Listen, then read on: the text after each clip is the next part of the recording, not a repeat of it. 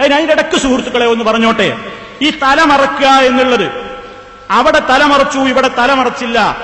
ഈ തലമറക്കുക എന്നതിന് സുഹൃത്തുക്കളെ അതൊരു സുന്നത്താണ് എന്ന നിലക്കല്ല നമ്മൾ ഗൾഫ് നാടുകളിൽ തലമറക്കുന്നത്. ഇത് പറഞ്ഞുതരാം.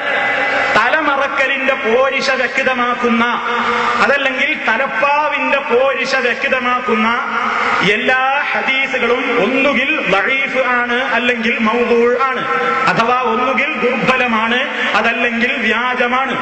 തലപ്പാവിന്റെ പോരിശ വ്യക്തമാക്കുന്ന ഹദീസുകളെ സംബന്ധിച്ചാണ് പറഞ്ഞത്. പിന്നെ എന്താണ് തലമറക്കുന്നതിന്റെ വിധി? എന്താണ്? അനുവദനീയമാണ്, അനുവദനീയമാണ്. അതുകൊണ്ടാണ് ചിലപ്പോൾ മറക്കാറുണ്ട്. നമ്മൾ ഈ നാട്ടിൽ നിന്ന് തന്നെ പലപ്പോഴും പല സദസ്സുകളിലും മറക്കാറുണ്ട്, ഗൾഫിൽ മറക്കാറുണ്ട്. മറക്കാത്ത രംഗം ഗൾഫിലുമുണ്ട്, കേരളത്തിലുമുണ്ട്.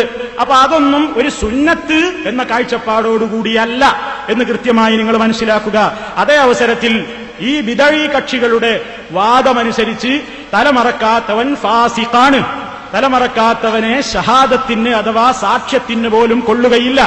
അവനെ നിസ്കരിക്കുമ്പോൾ ഇമാമത്ത് നിർത്താൻ കൊള്ളുകയില്ല. അത്രയും ഒരു വലിയ ദോഷമായി കാണുന്നു തലമറക്കാതിരിക്കുക എന്നത്. അത് ശരിയായ വീക്ഷണമല്ല. അതിന് സ്വഹീഹായ ഹദീസുകളുടെ പിൻബലമില്ല. ഇതാണ് ആ വിഷയത്തിൽ നമ്മൾ മനസ്സിലാക്കിയിരിക്കേണ്ടത്.